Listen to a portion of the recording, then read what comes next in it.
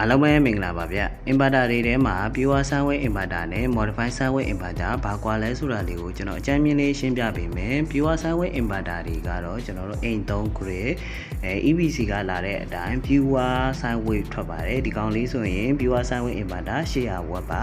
ဆိုတော့ဒီထဲမှာထည့်ထားတဲ့ inverter ကတ်လေးကတော့ 300W modify sine inverter ကတ်လေးဖြစ်တယ်ဆိုတော့ဒီနှစ်မျိုးမှာဘာကွာလဲဆိုတာလေးကိုကျွန်တော်ဒီပန်ကာလေးနဲ့ကျွန်တော်စမ်းပြပေးမယ်ဆိုတော့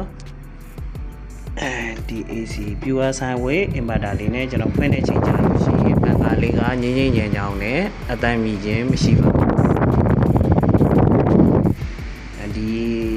modify sine wave inverter လေးနဲ့ကျွန်တော်ဖွင့်ပြပေးမယ် modify sine wave inverter နဲ့ဖွင့်တဲ့ချိန်ကြာလို့ရှိရင်ပန်ကာကအတန်မြည်ပါတယ်တအီအီ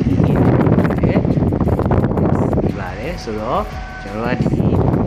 pure sine wave inverter လေးနဲ့ modify sine wave inverter လေးကဒီလိုမျိုးကွဲပြားမှုတွေရှိပါတယ်ဆိုတော့ကျွန်တော်စီမှာဒီလိုမျိုး inverter လေးတွေဒီလိုမျိုး AC power station လေးတွေလိုအပ်သူများရှိရင်လာရောက်ဆက်သွယ်မေးမြန်းလို့ရပါတယ်အားလုံးကိုကျေးဇူးတင်ပါတယ်ခင်ဗျာ